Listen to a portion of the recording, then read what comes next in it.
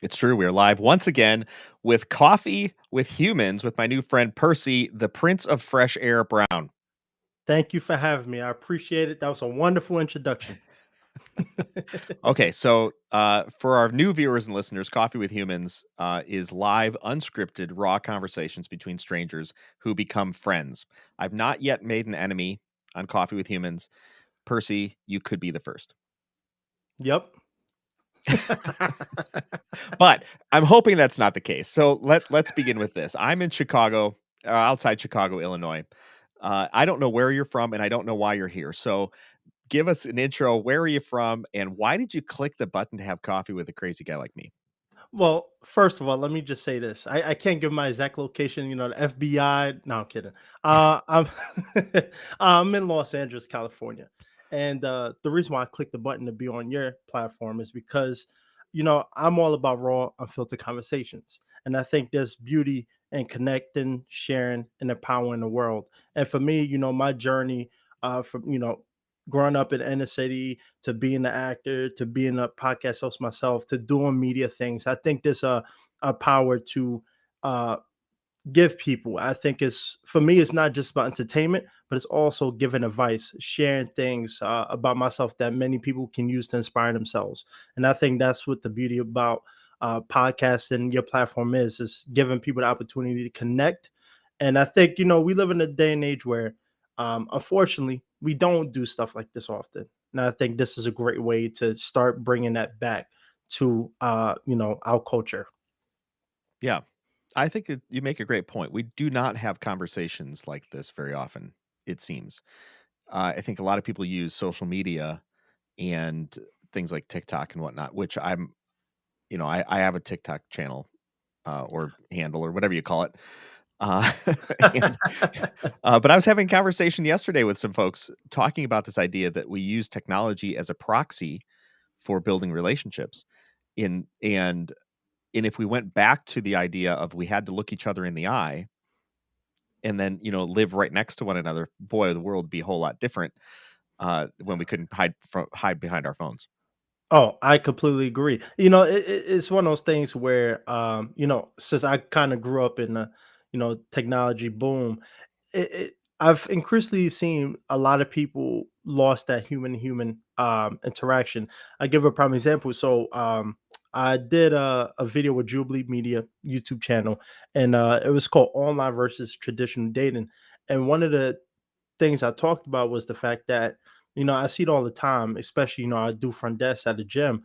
Uh, I always have people come up to me trying to ask me for advice how to talk to people, how to approach a girl, how to approach a guy, or just in general. And it's like I think people lost that ability a little bit because it's easy to just pick up your phone and text somebody on Instagram or Snapchat somebody, but to actually sit face to face and have a conversation, it's unfortunate, but a lot of people don't do it, and I've seen it with little kids too. It's sad to see a little bit, and I understand, with technology, I'm part of that generation.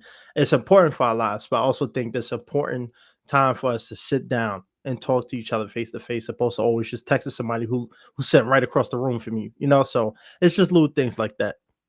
Yeah, people have lost the art of conversation. That's 100% true. But we'll see. Maybe in a couple of years they'll pick up. Who knows? But at this point, we're all TikTok, Instagram, Facebook, YouTube, and everything. I think we're doomed. I just think we're doomed. Yeah. But we'll keep it alive though. So there's hope for Well, humanity. yeah, I mean, I've been doing Coffee with Humans for over 2 years now, and I'm 200 something episodes into it. And one of the reasons I launched Coffee with Humans was because at the beginning of COVID, somewhere around April-ish 2020, the level of despair and depression because people were disconnected seemed to be growing significantly. And I thought, well, I'm not going to stand for this. I have the ability. I've got the technological know-how to connect people, and I'm a reasonably good conversationalist, and I like people, right? So take those three things together, and I put one LinkedIn post out there and said, I'm going to have 52 coffees this year. If you want to have coffee with me, just click the button. I'll have coffee with you. The only rule is no sales calls. And that I didn't even think that through. It just like slipped out of my head. And And that one post booked me up for a couple weeks, and then Wow. it just became a thing because people really, I think, are starved for honest to goodness, true connection, just get to know somebody without a specific agenda. It seems we're either being sold to Mhm. across all media, or we have on the other side the again that proxy of communication, that proxy of connection, where it's little sound bites into the universe, out and little sound bites back in, but it's not sitting down and really getting to know somebody for any period of time. Oh, absolutely. And you made a good point. I think people are starved for it. And I think it's one of those things where, when I started doing my podcast during the pandemic, I interviewed I had a couple big names on there, but generally for me, I wanted the regular people, the people with a full-time job who have kids, who work in public relations. And it's always been a blessing for me because I've got to hear stories and people got to share stories that they always wanted to talk about. I had a guest on who was a musician, and he always wanted to be open and honest about his drug addiction, being on drugs for a decade, in and out of rehab, relapsing, and how he was able to overcome that. For me, when I was in college, I worked at a soup kitchen that my school owned, and I worked with a lot of people in recovery, and people lived in the halfway houses. And it's one of those things where they want to share their story because I think for them it's a sense of, I can give a purpose to somebody else, or give somebody else that courage, that push. I have a slogan. It's a little catchy, but I always say it. I say a helping hand is a better hand, and this is really just because I think we all can do a part. It doesn't have to be giving away $1 billion. It could just be giving somebody a platform, or just being a listener. I think there's power in allowing people to share their story, because there's always somebody out there who wants to hear the same perspective that they're going through. So it's a beautiful thing, and I appreciate you for having this platform. So this idea of storytelling and getting the word out there. When I asked you what you might want to name this chat, so for our viewers and listeners, when people sign up for Coffee with Humans, I never talk to them. There's an automated system because only because I hate scheduling. I'd rather it just show up on my calendar and I'll be there. And one of the questions in there is if your life were a novel, what would one of the chapters be called? And you said The Birth of the Most Charismatic Man, which is a very forward that is a very forward and assertive way to communicate. Uh so let in terms of storytelling and where you're headed and how you got here, talk to me about that crux, that turning point, this birth of the most charismatic man. All right. So I guess everybody, it's a question a lot of people been asking me. So I'm doing it now. Um, so I never really shared my story before. I've always been known for my bold personality, the good looks, the charm. But a lot of people don't realize that I grew up in unfortunate circumstances. So um I've recently opened up about my story again. Jubilee, I worked with them a lot, and I talked about I grew up in New York City. And I still go to New York City quite often, but I grew up in foster care. Both of my parents were drug addicts, and I have 13 siblings, but we all kind of got split up. So when I was 6, me and my 3 younger brothers, we went to a single parent home. A couple of other siblings went different places. Some stayed in New York, some left the state with their families.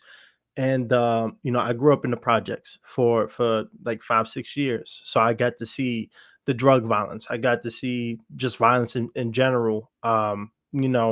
And struggling with my own self identity, and it's something that I've struggled with for many years. I think I was 23, 24, so like 2 3 years ago, where I actually started realizing who I was, because I always had that piece missing.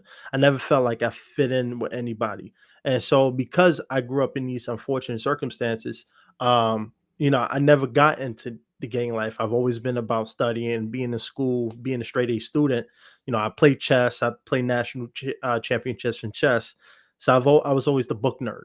but because all everybody was involved some way or another in gangs or being on the street, I never fit in with them, and so I was always kind of like the outcast, the white boy that they like to call it, and so I never knew who I was. I've tried to find it, and that's how I got into acting. Because when I was in middle school, I had a teacher. I had did a little school play, and we was talking. She was like, what do you want to do? Like, you want to go to high school? And I had no idea. But she was like, I saw you in the school play that you did. Maybe you should look into going to perform arts high school. Give it a shot. See if you like it. And so I ended up applying for one. I went to Urban Assembly for Performing Arts in Harlem, and throughout those 4 years, I think that's when I started slowly putting the pieces together. And I think it was not so much performing, but it was more so the audience reaction. It's amazing to go on stage and not mess up. That's one key part. Uh, but then it's also nice to have complete strangers who say, you did a great job. I believed in your character. I think you're really talented. You could go far with this. And so, that's been a big part of my life since 2010. And and I think once I graduated college, especially being in the entertainment industry, you kind of have to know who you are as a person. And I think because of that journey, staying at my buddy's house for a year, just, acting, but kind of winging it. And then really slowly moving to LA, being on my own, I think I was forced to kind of really find out who I was as a person. And I think that journey, that those chapters, I don't talk about them often, and this other stuff part of that that goes with it. But I think moving to LA, being on my own, and having to grow up, I think I really found who I was, and I really thought, I am charismatic. I always been told I was a smooth talker. I could probably smooth talk a watch off a homeless person. Yeah. So that's how I became the most charismatic man. Grew during COVID.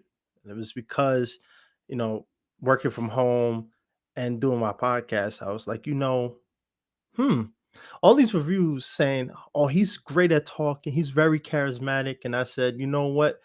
It's finally time for me to admit it.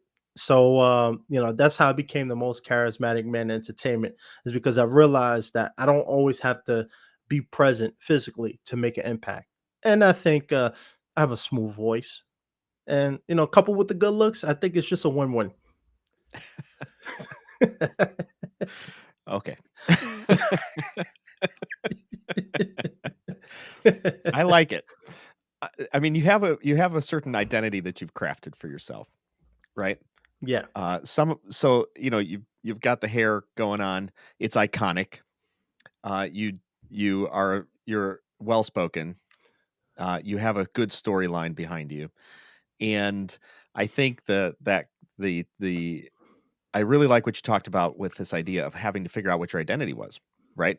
Nobody told you, or maybe you were missing the piece of this is who you are. And I think all of us as individuals, in my experience, need to be told who we are. And in the absence of that, we tend to wander. right. Uh, and even when we are told who we are, we have to test that against our lives through over time, right? So, mom and dad said, I am this. Yeah, but is that true? And we go about testing that to figure out what's solid and what's not solid. And then is that really who I want to be? And we have that opportunity to set forth a an identity for ourselves. And so I think you're not alone. In my experience, you're not alone in this Yeah, idea of really wanting to know who am I and who do I want, how do I want to show up to my own life, and then what can I do with that? I mean, you've chosen this thing of the most charismatic man, which kudos to you, right? I think correct me if I'm wrong, but I would guess that has dramatically shifted your mindset into what you're capable of doing each day. If you see yourself as the most charismatic man versus just, hey, I'm just Percy, just being here. absolutely. And everybody's journey is different. People always ask me, how do I go about this? How I go about doing this? And it's one of those things where you have to do it on your own because, my mom used to always say, "You're a handsome guy, you're gonna be successful." And, she did try, but then you also have those outside forces. When you leave home, when you go on to school, when you're on a school bus, when you're taking the train or whatever the case may be, you have people picking on you. When you go to school, people make fun of you. So it's one of those things where you kind of have to go about that on your own. And I think oftentimes a lot of people do rely on other people giving them validation too much. I was there at that point too, where I needed somebody to say, "Oh, you're talented." I needed somebody to say, "You're good looking." And I got to a point where it's like, you know what? At the end of the day, everybody's gonna have their own opinion about who I am. Some people might view me very cocky. Some people might view me as a helpful stand-up guy. So everybody's gonna have different opinions about who you are, but it's one of those things where you kind of have to know who you are and be confident in that. And I think I meet people a lot that have low self-esteem, and I tell them all the time, you kind of have to use every experience that you um, experience in life as an example to build your character. And that's what I did. Instead of whining or pointing the blame at anybody, I say, you know what, let me challenge myself to be better. And that's why I tell my story now, is because I got to a point where it's like, okay, I don't want to just be known as the cool guy with the nice hair. I want to be somebody who is the nice guy with the cool hair, but also has a great story. So Yeah. Well, I mean, back to this idea of storytelling, I think storytelling is very, very important for all of us. The stories that we tell ourselves control our behavior because they control our thinking. And you back to this, you said once before, uh, earlier in our conversation about this idea of listening to somebody else's story. People want their stories to be told. And even the stories that we don't want to be told, they're just kind of sitting in the wings. We're like, I wish I could own this. I wish I could figure out what this is for, because we want to believe that I think people generally want to believe that there is value, there is worth to all of the experiences we've gone through. And so for you, for instance, um, I think the what sticks out in my mind is that the struggle you've come through developed strength so that when you figure out what that's for and who you want to be, that strength is there for you right. in the future. Without the struggle, there is no strength. Yeah. And it's same thing with social media. A lot of people look at, go on somebody's social media page and they see the glitz and the glamour. They're on a private jet to London. They go on hanging out with celebrities, and it's like, you can look. Everybody has a way that they look in the public eye, and then there's the true version of them. So a lot of people might look at me and say, "Oh, look at this guy. He's a tool job, or he's too confident, he's cocky." But at the base of everything, I've always been the guy that gives somebody the shirt off my back. I've always been the one to help out someone in need. You know, when I moved to LA, I talk to homeless people all the time. When I go to the gym, I see them and I make friends with them. Oh, you want a cheeseburger? I got you. And it's one of those things where that's because I've always been that type of person. I've always been there to help people. And I think so often people view cockiness, not cockiness, confidence and self belief in a negative way. I don't think so. I mean, for instance, look at Lizzo. A lot of people fat shame her. Oh, you need to lose weight, put the cheesecake down. But you see her, she's parading around the stage, no care in the world. She's living life, and I think that's what's most important. Believing in yourself, and I think no matter your journey, you can get to that point. But it's definitely something you have to put a work into. You're not gonna wake up one day and say, "Oh, I'm gonna be the most energetic man in entertainment." It's one of those things where as life goes on, you experience things, you'll start putting the piece together, and eventually it'll all come together. And I think that's the most beautiful part about life, is the fact that all these experiences shape you to who you are. Yeah. John Maxwell has the good quote. He says, "You are who you are because that's who you choose to be," Absolutely. which puts all of the responsibility really on us, not our circumstances, not the people around us. I am who I am because that's who I choose to be. And then who I choose to be is getting the results I have. Right. And I always tell people just because I call myself the most charismatic man in entertainment. That doesn't mean I don't have my flaws. I still have my flaws, but I've just learned to accept who I am. I've learned to know what my purpose in life is. And there's no shame in that. And I encourage a lot of people to go do that self-healing. Because oftentimes a lot of people they never figure that part out. And you see it affecting them in their 30s, 40s when they have kids. It's one of those constant cycles that always gets repeated. So I always tell people, don't let my appearance fool you. I may be a standout looking guy, but at the same time, I'm a guy. If you fall down, I'll help you. I'm not going to leave you on the street. You know what I'm saying? But a lot of people judge based off physical appearance. And, you know, I am the most charismatic man in entertainment, but I'll help you too. Well, charisma does not mean you're cocky. Charisma just means you know how to carry yourself. Absolutely. But like I said, when I think when you some people view it in a negative way. I don't understand why. I think more people need to be confident in themselves and their abilities, but some people view it as cocky. I'll get people, oh man, I saw your Instagram page, you just look like you self-centered. So what? I am. But at the same time, I'm a human too. Yeah, I might look that like that because I have a brand, I have an image that I'm portraying on social media, but that don't take away from the fact that I'll still post, a family death or my family or what's happening. I'm open and honest about my journey. I don't always just post my success. I post, oh, I didn't book the job this time or whatever the case. It happens. It's life. But a lot of people just take oh, he's too cocky. Let's try to pluck him down a little bit. For what? It's at the end of the day, we all human. That's how I look at it. And I think we need to celebrate each other opposed to trying to tear each other down because you feel down today. So let me try to bring them down. No, let's help each other rise up together. Yeah. Well, back to the idea of tr- true relationships and connection. The more disconnected we are, the more likely I think we are to uh, choose one characteristic and blow it out of proportion rather than seeing the individual holistically. You know, if you and I lived next door to each other and I saw you every day and you know once in a while we had a cookout, I would know you in a completely different light than your Instagram profile. Right.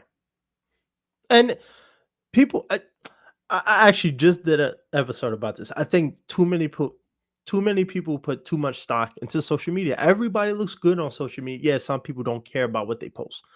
But generally, a lot of people are there for something, whether it's promote a business, to promote themselves, they're looking for a specific opportunity. Social media is social media. At the end of the day, get to know the person offline. Everybody's going to look good on social media. Just because somebody's flying a private jet don't mean they actually pay for the jet. It could just be a family friend who's having a wedding. So it's one of those things where I think a lot of people need to separate the online personality to the real person. And it's it, I think that's one of the downsides of social media is because everybody's so active on there and putting on a persona, it has distorted that line. So I'm not completely upset that people do it. It's just more so let's try to find a way to kind of balance that out, But it's going to be a journey in itself. Yeah, absolutely. I think there's an ebb and a flow, and we happen to be in the flow of everybody's communicating all the time, all the things, and I think that'll pull back, and we'll have something new a decade from now. So Yeah. your podcast, you said you have a podcast. Yes, What's your podcast about? the Prince of Fresh Air. So Okay.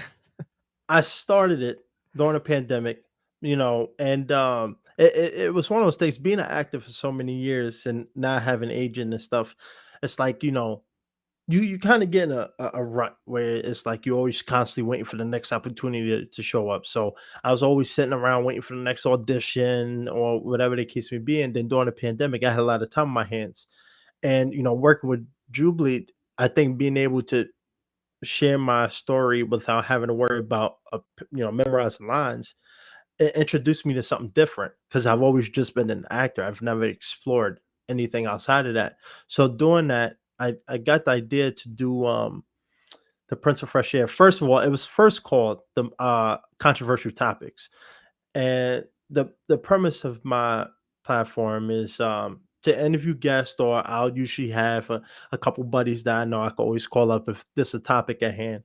But I talk about society and cultural topic. So I did the whole George Floyd thing, Black Lives Matter, predators in Hollywood.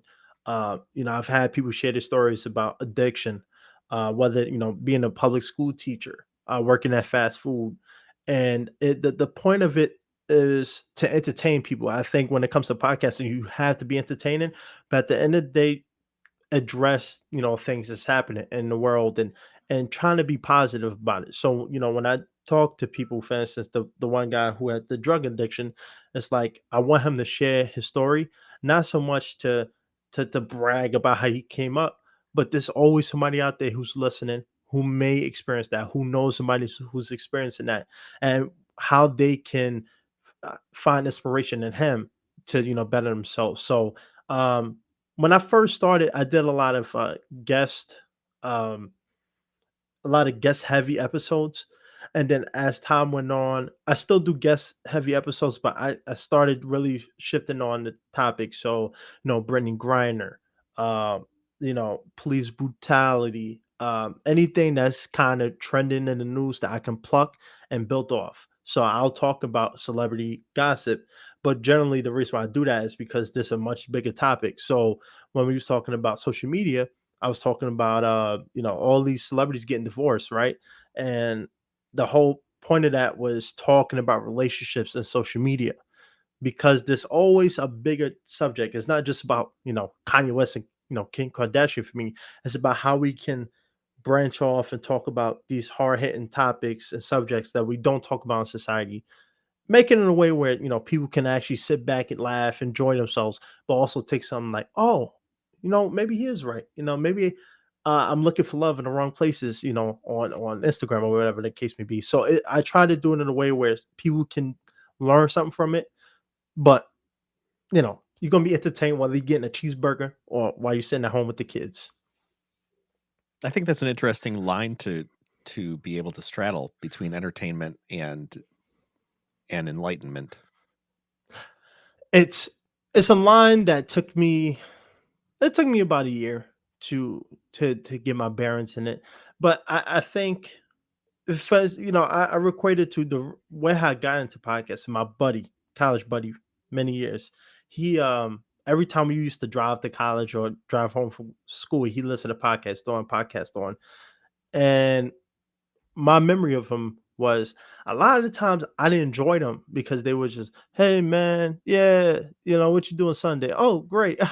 Like that, if I'm driving or if I'm in the passenger seat of a car, I'm on my way from work stuck in traffic. You know, what's going to uh be the deciding factor between my podcast and somebody flipping on to the radio. And I think I made it in a way where I address these topics, but keep it lighthearted enough that I'm not offending anybody, but it's also serious in nature. So I think you could always be entertaining depending on what your style is. But I think being active for so many years, that naturally just comes out. I think it was more so balancing the entertainment aspect with the seriousness, and then I got the hang of it, and it's like, okay, I know at times where if we're talking about a serious subject, I don't have to always worrying about being the most charismatic man in entertainment. Let's just talk about this. Maybe crack a joke or two in there if it calls for it. Then we get right back to the entertainment. But I've always made it so where when people are listening to it, um, you know, they aren't bored. Like, oh my God, it's so monotone. People want the inflection. People want the charisma, and that's what I aim to do, is to make it so where it's entertaining for everybody.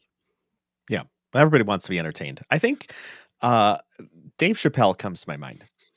I think Dave does a remarkable job being entertaining and also saying things that say saying wise wise things Right. wrapped in a joke where it's like, wow, like you really took on a huge topic, controversial topic, and uh nailed your point, but everybody also laughed. And I have great respect. I have great respect for that craft of being able to, say something controversial that maybe goes against, popular culture in some ways, but at the end of the day, everybody thinks you're funny, and, well, I don't probably not everybody, but, you come across entertaining, at least. Yeah, I love Dave Chappelle, and you know, there's always going to be people who don't like what you do, right? That's just the Yeah. name of the game when you put yourself out there. But he's a prime, like you say, he's a prime example of someone who can be entertaining, funny, hilarious, personable, but also talk about a serious subject. And the reason why, for me, I do it, and I'm sure he does it too. It's not so much the shock value, but it's stuff that we just don't talk about. I think it's everybody we're living in a very I don't want to say sensitive, but hyperactive society nowadays. We can't talk about certain things. And I think we need to get away from that. I think to your point earlier, what you said is like, the media and the stuff. It's not exactly what you said, but it's like the media and stuff giving us our information. Well, if that's the case, if you feel that way, let's sit down and talk about it. Nowadays, it's I'm gonna go on Facebook and slander your name, or you know what, I want to talk to you. I'm gonna report you to Instagram or whatever the case may be. I think we need to talk about the stuff like this because at the end of the day, it's affecting all of us in different ways. And so, I'm glad Dave Chappelle's still standing his ground because we need to talk about this stuff. And I think you could do it in a way without being offensive. I don't think I would hire Andrew Dice Clay to talk about LGBT issues, but I don't know. Might be interesting. I, am not even going to go. And it's really interesting, though, because I saw a video, I think it was yesterday, where somebody talked about the news, and it used to be that the video goes something like this: the news used to report the facts so that you could build your opinion, and now the news reports an opinion, and you have to figure out what the facts are. I agree with that. I agree with. You know, we this has become a bias when it comes to media and all platforms, social media, the news, and everything. Everybody's pushing an agenda, and I equate it to like, I talk about Jubilee often is because I working with them. I've seen some of the things we're talking about happen, and I'll have somebody in who appeared in an episode with me like, yo, this episode didn't come out the way I wanted. They made me look this certain type of way. It's like, well, I get it, but at the end of the day, they have a narrative that they're pushing. So depending on the subject, for instance, I did a pro-vac versus skeptic. I was a skeptic in the COVID edition. I already knew going into it they were going to be pushing the pro side, get the vaccine. So you just gotta go and figure out how to move.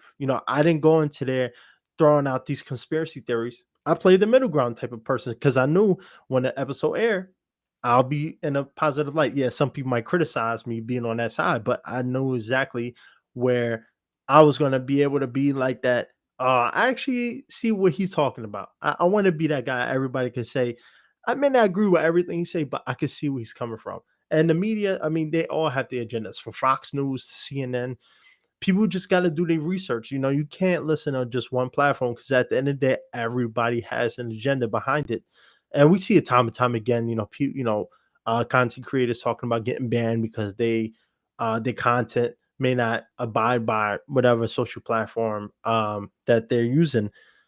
That's just the name of the game nowadays. It's unfortunate, but it's going to get even worse. This is just the beginning. I can imagine what technology is going to be like in 30 years. So, um, you just got to be diligent on your research. You have to look it up. If you see something on Fox News, try to double check that. If you see it on CNN, double check that. And please, God, people, Twitter, I love Twitter like everybody else, but I mean, people need to, you know, getting their sources from Twitter. I love Twitter, but just try to do a little more research. Is what I tell people. Do multiple layers of research. People don't wanna do research anymore, it seems. It's too we are a remarkably lazy society. I'll lump myself in with that. Uh, and I mean, as even as evidenced by, driving down the road and a person just a couple days ago, person was turning a little bit too slow, making a right turn a little bit too slow in front of me. And I was in 3 seconds. I was like, "Would you go?" It's like, what could I possibly what could I possibly be getting upset about? Makes no damn sense. And and I caught myself and I was like, "Wait a second, Jace. What are you doing? Why are you in such a hurry? You have no place to be. Certainly 3 seconds isn't gonna delay you any longer than you need to be delayed." And it's not worth it. They don't even know you're arguing, with yourself in your own car by yourself, you know. It's but it's like a narcissistic it's a narcissistic tendency that I think that we are developing in our culture where we are all about what I think and less about what you think. And even the idea of, seeking first to understand rather than to be understood. We've lost the art of that, for sure. It's because it's the way how the media. I don't know what it was like 30 years ago, but growing up, there's you will always get coverage about everything, and it just seems like every platform has their own agenda. We're pro Trump over here, we're pro Biden over here, we're pro Democrat, and everything is way too political, everything is way too. It's just, we should be able to report about everything. Why are we only reporting about our favorite candidates? I think to give everybody equal space, it needs to be equal treatment everywhere. But that's just the society we're living in now. And in terms of one of the biggest things I've noticed, and I can't remember who was talking about it. They was talking about social media and the rise of TikTok becoming popular and how people are losing their attention span. Where everything nowadays is 5 seconds, 10 seconds, 15 seconds. I see it with commercials now too, where they used to be for 45 seconds to a minute. Now you getting 10-second commercials, you get 15-second ones, 5-second ones. It's just, I think the reason why so many people are like that is because social media has lowered our attention span. People. How many times people go on a date and the soon as they sit down at the restaurant, they're right there on their phone. It's just because people have lost that ability to sit down and talk. And I think it's only going to get worse because technology is getting so advanced. I have a smartwatch that connects to my phone that's connected to my laptop. So I don't even have to, if I'm talking to you, I can just go like this, and if I am talking to you and I'll have my watch, I can just go like this. And if I'm don't have my phone, I can use my computer. It's just we're always distracted. And I think it's important for people to realize, don't forget those basic things. If you take away all these electronics and stuff like that, I think a lot of people would have to learn how to talk to each other, would have to learn to engage. Everything is 15 seconds. If you don't captivate their attention in 15 seconds, I'm not watching your stuff. And I just think that in some aspects, I've done it. I ain't gonna lie, I have done it. But I think generally, giving people everybody 15 seconds to capture your attention or else, I just think that it's doing a disservice to society. Yeah, absolutely. It's rewiring our brains. That's been shown pretty true, that our brains now crave, short, short sound bites over long interactions. It's not that we can't be reprogrammed. We absolutely can be reprogrammed, but it becomes at some point in time a chemical reaction in our brains that we need that extra dopamine hit, that anticipation, uh, the anticipation of pleasure. And it's like, oh, I get this thing, which then, which then, back to the idea of social media. Even social media, particularly TikTok, sh- does not feed us content that is stuff we don't agree with. Increasingly feeds us content that we do agree with, and then we Yeah. begin to build a worldview that somehow, we it I think uh, bolsters our own ignorance in some ways, because now I'm fed just the content that I want to engage with. Well, that's kind of stupid because you are one of almost 8 billion people on the planet. And the best way to know someone else is to go see what see what they're doing and see who they are and see how they live. And it will increase your worldview. It'll increase your compassion. It'll increase your ability to not have such a myopic, narcissistic view of the world. But social media, the algorithms are designed for engagement, so that I watch more stuff, so you can sell me more, so you can sell me more ads. The end game is this needs to be monetized. How do we get people to stay? We entertain them with stuff they want to be entertained by. But how would you? I think it. I think it actually puts us into camps. Right. We it doesn't it doesn't it the nature of the technology separates us. It does not integrate us. And that's one of the biggest problems is the fact that it seems to me that um a lot of these platforms are only tailoring things specific to what you like. And don't get me wrong, I completely understand why they do it. As a business model, they got to make money, I'm sure. But at the same time, how can you expect people to make informed, judgmental decisions, not judgmental, but non-judgmental decisions without being too biased? And so many people are very biased now because of the way how the media is just constantly pouring down. If you like Biden, for instance, they're always constantly pouring down Democratic views on you. So then when you do see something about Republicans, whatever the case may be, it's always negative because they already told you stay away from these people. And I've talked about that, like, growing up in New York, my family was Democratic. And then my buddy is a Republican. His family's mostly Republicans. And I've always been told they're racist. They go hang you, stay away from them. No, then I meet them. I'm like, some of the most nicest people I ever meet. But that's just because the way how the media makes itself. Now, I'm not telling Yeah. who who to vote for. I'm not into politics, but politics is one of those.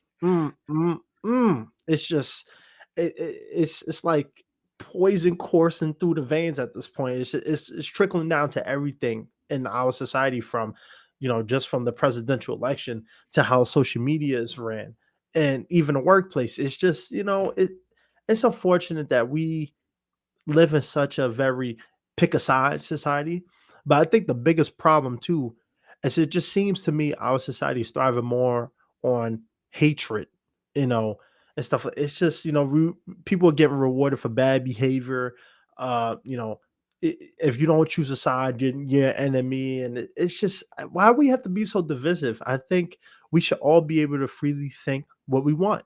Now, if you say things that cause harm or something, that's completely different. But it just seems like we're living in a very uniform culture where if you think this way, you still on this side. If you think this way, still on this side. And if you're in the middle, eventually you're gonna have to choose a side. So I just don't think we have to be like that. I think everybody can have their different ideas and still coexist with each other. But from social media to everything, it's just constantly pick a side, pick a side. And so that's why a lot of people don't engage in conversation no more because unless you agree with them, you're conditioned to say, stay away from them. And it shouldn't be that way. And I'm glad, for me, like my mom didn't give me a phone when I was growing up. I got a phone once or twice, but once I got grounded, she took it away from me. I never seen it again.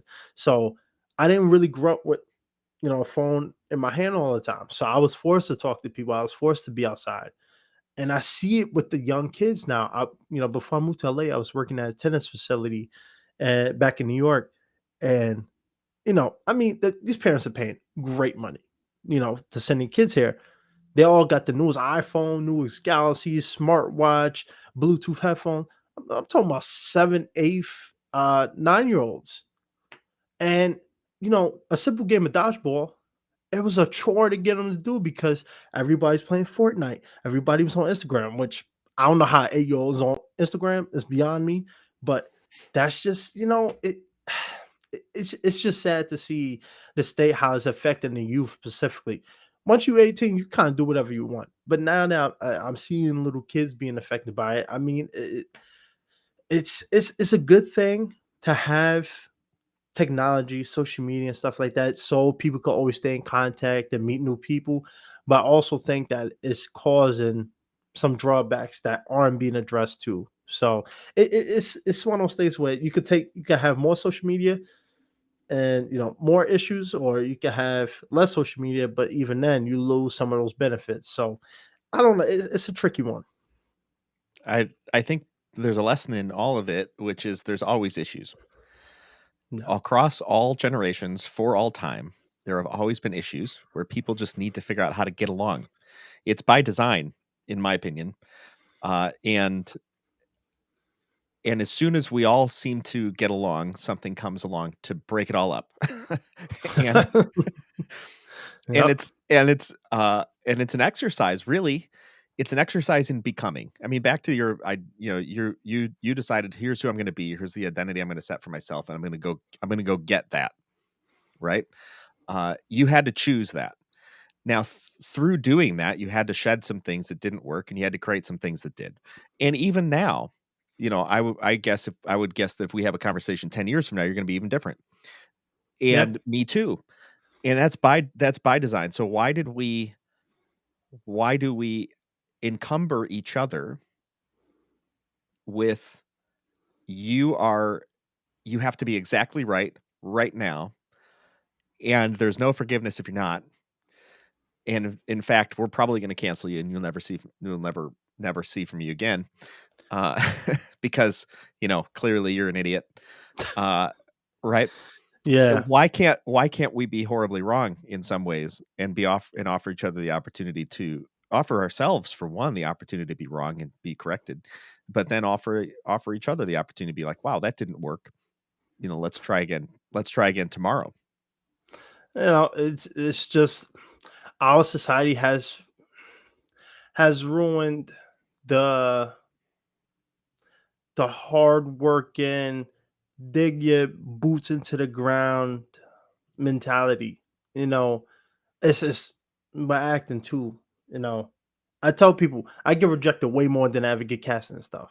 Yeah, I may not brag about getting I may not talk about everything that I go through, but that's made me tougher. I don't make excuses to why I didn't book the job. Oh, they were racist. Oh, they just hate black people. Or it's just we live in a society now where everybody's a victim, and I wouldn't say everybody, but I would say that's just the way how our society has conditioned people. Instead of just taking accountability, uh, you know, digging, deep and going forward. It's everything is somebody else's fault. And that's why for me it's one of those things where I like to talk about it, because I don't see everybody's competition. When I'm in an audition room, I see how other actors might look at me, usually because I don't look like anybody that goes in there. But I don't compete with the next person. At the end of the day, if you get the opportunity, congratulations. And I hope that it takes care of you and your family, whatever the case may be. But we are just conditioned to compete with each other for everything. And if it doesn't go in our way, then, it's obviously somebody's homophobic, racist. And it just isn't always like that. But that's just how our society has made people feel that way. And, you know, I, I don't know what the solution is, to be honest, because social media is around and it's going to keep growing. I'm sure Instagram and Facebook, metaverse, it's just the big thing right now. 10 years from now, I mean, Doctor Strange, multiverse, all that stuff. It sounds, at first, people used to say that was conspiracy theory. Is it? Nowadays, it just seems like everything is a metaverse or some type of verse. And I don't know. I think we, because humans have lost that human to human interaction, I think that's why things change. Our grandparents, our parents, when they grew up, they didn't have social media, they didn't have Instagram. They couldn't find somebody in Nigeria that they want to talk to or meet a life partner that lived in South America. They had to handwrite stuff, send it in the mail, or go to the neighbor's house. Now everything you could just text or call or go on social media. It's because we lost that human to human interaction, basic human interaction. I think we lost a lot of that stuff along the way. And until social media just falls out the sky and we go back to writing hand notes, I think that's just going to be how society is now. Everybody got a phone in their hand, walking through traffic, and that's Well, I think we're quickly moving to a culture where the people who control the people who broker the information from one to another, like you and I are having this conversation where there's nobody brokering this conversation. I'm not posting it to some, I'm not posting it to Twitter, who could decide that this is not a good conversation to have and take it down, and whatever. uh Social media has a broker in between, uh and we're increasingly moving to a culture by the use of technology instead of face-to-face conversations, where the people between determine what we can and can't talk about and what isn't right. In fact, PayPal, this hot topic, breaking news type of thing, uh, announced over the weekend that they could fine users who use PayPal $2,500 for promoting misinformation. wow. So you can levy it goes like this: the sending, posting, or publication of any messages, content, or materials that promote misinformation. PayPal can take $2,500 from your account. And that created a huge controversy because then all of a sudden people were saying, nope, delete PayPal. Since when? Since when does a payment processor get a say in a free culture? Now, get this: we are in a democratic republic. People talk about us being a democracy. We have a bunch of people who don't even understand how the country's built, like fundamentally built. We're not a pure democracy, and there's a reason for it. We're democratic republic, and now we have payment processors who can go so far as to say, listen, it's in our terms and conditions that we'll take money out of your account if you promote misinformation and collect money on that. Since when? Since when is that any of your business? If I want to promote misinformation, why don't you let the marketplace weed me out? The marketplace will absolutely weed me out. It might take a little bit of time, but it will absolutely weed me out. That's the whole.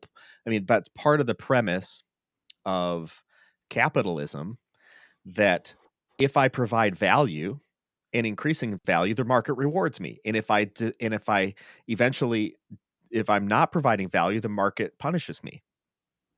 And now we've determined that there will be someone in between us. It's either our government or it's our the communication brokers who will punish and reward us based on their interpretation, whatever they believe the mass interpretation should be for what it is we're talking about.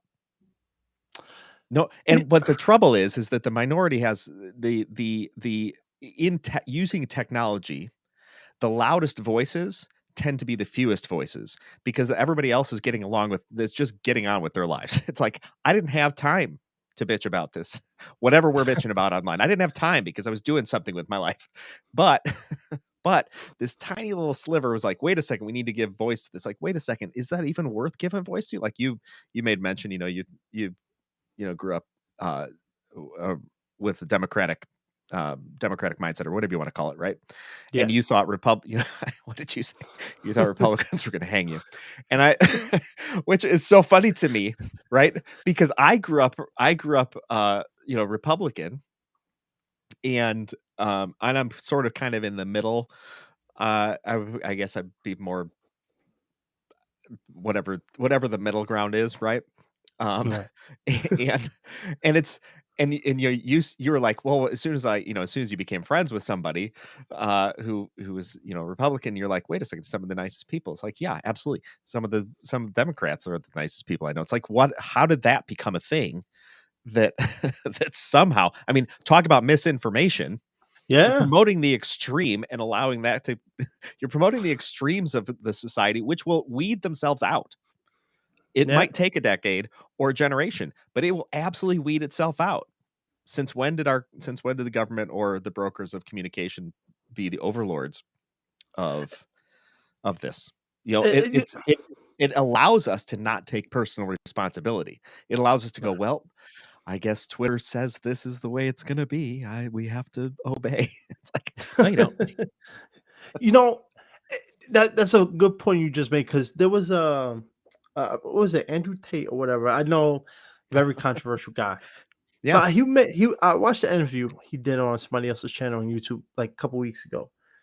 And he talked about that same thing where people were like, uh Twitter, they could do whatever you want. They want you're on their platform. And the problem is, it's not so much. First of all, that is absolutely insane that has. That's the thing that's a shock. But it's not even so much as that. It's more so the fact that what's information to them, misinformation to us is completely different. But for right. them, it could just be a simple. I think Donald Trump is going to win the 2024 election. That could be misinformation to them. Next thing you know, you get fined $2,500. Eh, You know, Exactly. we are at the mercy of these social media companies, and at the end of the day, this is why for me, I talk about it, but I'm not the loudest voice in the room because at the end of the day, when you are someone who uses these platforms to navigate through the world, who make money off of these platforms, you kind of have to go by the rules. You can't, be influencer on Instagram and then, be on another platform trashing Instagram because they're gonna find out. Instagram, Facebook, it's the same company now. I'm sure YouTube is gonna merge with somebody at some point. They're all being connected in some way, and so it's dangerous to think that we are leaving, you know, certain monopolies of companies to do the work for us. Who Since when do we let one person govern millions of people? And I'm not talking about the president, but just in general, just the idea that you could just get banned off of Instagram and there's nothing you can do about it because that's their platform. Well, sometimes you also got to sit back and think, but does that make that right? No, the government, not to make it a race thing, but the government used to lock up black people like crazy. But does that make it right? No, just because I was walking down the street with a little weed in my pocket, little stuff like that. It's just at the end of the day, it's yeah, you do have to follow by the rules, but that doesn't always mean that their terms and conditions are right. PayPal really finding people $2,500? Come on, it's Well, and I mean you're entirely right. The idea of misinformation is out of control because who says what misinformation or misinformation is? So, is it misinformation simply because it's not palatable, or is it misinformation or because it's not factual? And there's where we've lost sight of reality. It seems, you, the whole idea of race, I think, is a little bit out of control. Um, yeah, because we don't even we'd have lost sight of history even, the idea of and I know it's not a popular topic, but slavery reparations and all this other stuff. It's like, okay, well, let's I think it was I saw some video recently, and double checked it even, that the vast majority of slaves that were rounded up from Africa were rounded up by black people yeah. who made money by selling their own people. It's like what? Okay, so can you stop blaming me, whose people's immigrated from, who are some of my people were killed in the Holocaust, and the rest of them immigrated to the United States. It's like, okay, like You know what, Jason? I'm calling I FBI. didn't I do don't it. like what you just said. I didn't do it. Leave me alone. It's absolutely nuts. It's just it's really misinformation is basically up to their discretion of how they want it. So if you're a Republican on a Democrat platform, anything you might say is misinformation, and it's just at the end of the day, it is what it is. They always say you sign to be on these platforms, you abide by it. But like I said, that doesn't always mean it's right, and but we are conditioned to say stuff like, "Oh, Instagram banned you. Why? Oh, you went against the terms and conditions. Well, that's your problem." That's just how we are conditioned. And this is the problem with our society. It's like everybody is put in a box. If you're a Democrat, you're in this box. Republican, in this box. If you're LGBT, if you're part of the LGBT community, you're in this box. If you're African American, you're this box. If you're all about inclusion, you're in this box. If you support a president, you're in this box. It's ridiculous. Like, why is there so many different boxes? And why does it have to be that way? We could all just live. I don't understand why we all can't just live normally without people trying to shove their opinions and stuff down people's throats. And just because I don't want to listen to your opinion, don't make me a bad guy. Just like if you don't agree with me, it makes you a bad guy. We are allowed to have different opinions, and it just Right. seems to me that we're being conditioned to have the same opinion. And if someone don't fall in line, well, get them out of here. It, it's ridiculous, It's but let me shut up because I already know you're saying the wrong thing. Well, that's the trouble, isn't it, right? Because everything that becomes, every, divisive not divisive opinion, but every contrary opinion Hmm. is now somehow labeled with hate. It's like, that's not true. It's a contrary opinion. I'll still go fishing with you. And, hey, let's get dinner. Or if we're not going to be friends, who said I have to be friends with everybody on the planet? You're not friends with everybody on the planet. How come I Yeah. got to be? you know, it's it's we've hit the nth degree of a great experiment, I think. That's all this is. This idea that we can communicate, remotely to one another, and out and all everything that everybody talks about is out there instantly, and then spread also instantly, a lot of times by computers, uh, to all media very fast. The media doesn't even check itself. I don't know. I think it was the Onion or something like that. Did some satirical post, and I can't remember what it was, but it was picked up. I think it was picked up by another country, run as factual because because it was in like a US newspaper. It's like the Onion is satirical. It's all made up. It's a joke and it's pretty funny. But but somebody in another culture didn't understand that this is not true. And they ran with whatever that total untruth was. But it's like, come on. You like I think it just underscores this idea that when we don't really know each other, things get massively out of control.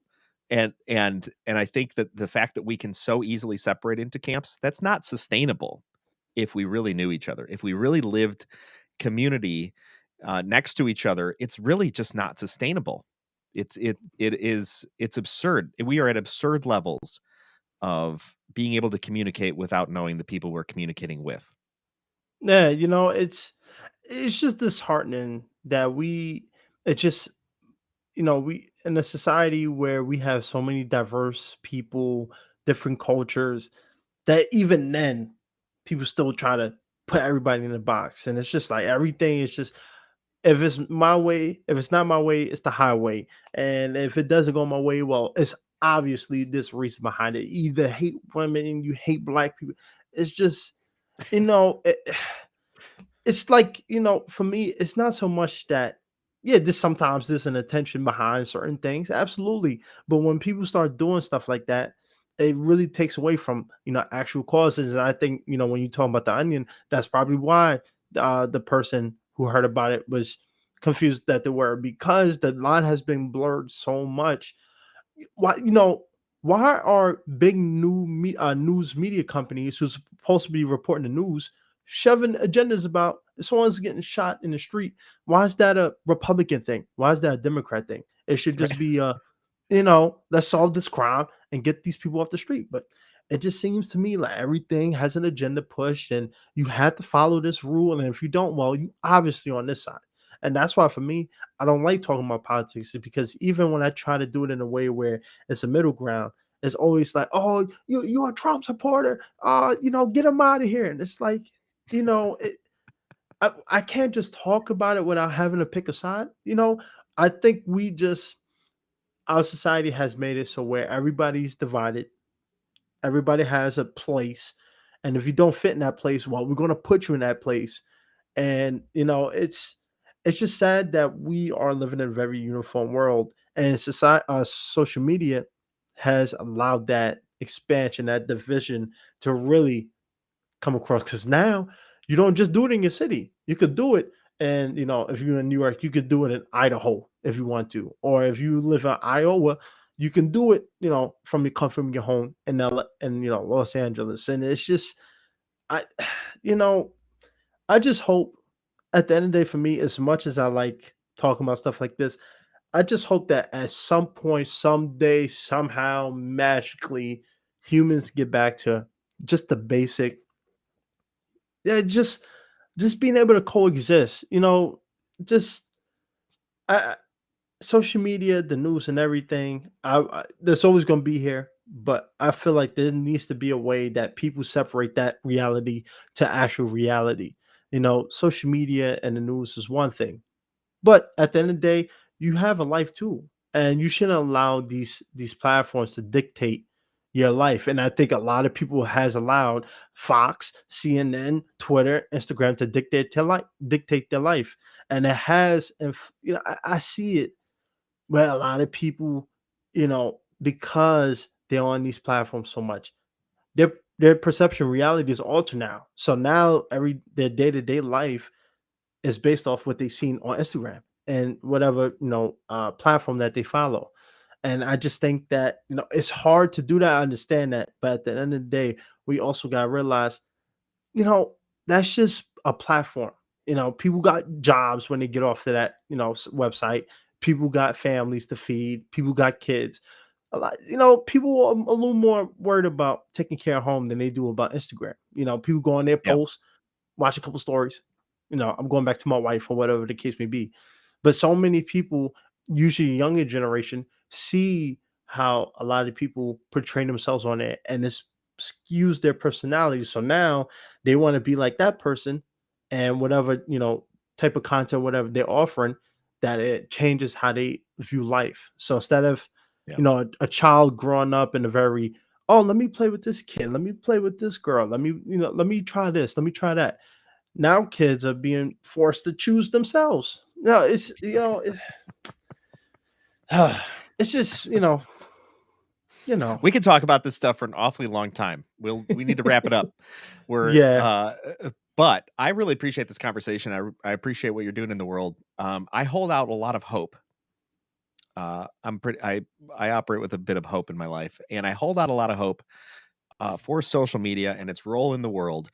You said you were probably low 20s, 23, 24 when you kind of said here's where I'm headed with my life. Yeah. yes. Okay. Well, Twitter is now 16 years old. It has just learned to drive. It's not even legally an adult. So, uh it's a great experiment, and as it grows up, I'm sure we'll figure out where it all lands in the world, but the universe is going to be a lot different place in 20 years from now, and people will be remarkably the same as we have been through hundreds of generations at least. So, brilliant, man. I love that you came on here to talk with me about all of this stuff. The birth of the most charismatic man with Percy, the Prince of Fresh Air. That's See right. you almost became the Fresh Prince of Bel Air. Yeah. That's what I grew up with. That's you see what I did there? You see? I see. Yeah, it confused me for a moment. See, and it's funny. Just a little quick thing. See, it's Yeah. called the Prince of Fresh Air, but because a lot of people see the hair, they think it's Prince of Fresh Hair. So it just it works. Why change something that ain't broken? Well, I like what you're doing. I like what you're doing with the hair. It's very iconic. I'm sporting a little bit larger of a beard recently, and I'm kind of growing it out so that I can take it to a barber to then turn it into something. But it's a little bit unkept right now. But I don't have any. The ship has sailed on the head, so this is just gets down, and then I think it's coming out here. It's my Jewish roots, I think. Yeah, I'm still working on the beard part. But you know what? I'm content with this. Yeah. Well, good. Well, Percy, thanks for joining me on Coffee with Humans. This has been a real pleasure. We have not solved the world's problems, but we did talk about them. Maybe on a Absolutely. future podcast we can go even further in depth on those and plumb the depths and uh, be both entertaining and enlightening. And that's right. And like I always say, a helping hand is a better hand. And a little side note: if you want to donate $5,000, I'm all for it. All right. Well, if people want to do that, find him on Instagram, Mr. Dot No Days Off Percy. I guess that's the story of your life, Mr. No Days Off. Well, That's right. folks, this has been Coffee with Humans, where strangers become friends through real, raw, live conversations. And I count Percy among my friends now. Thanks, Percy, for joining me on Coffee with Humans. Thank you for having me. One of the things I love about Coffee with Humans are the raw conversations I get to have, meeting new people just like you. If you or someone you know should be on Coffee with Humans, go to coffeewithhumans.com. Remember, the only rule is no sales calls.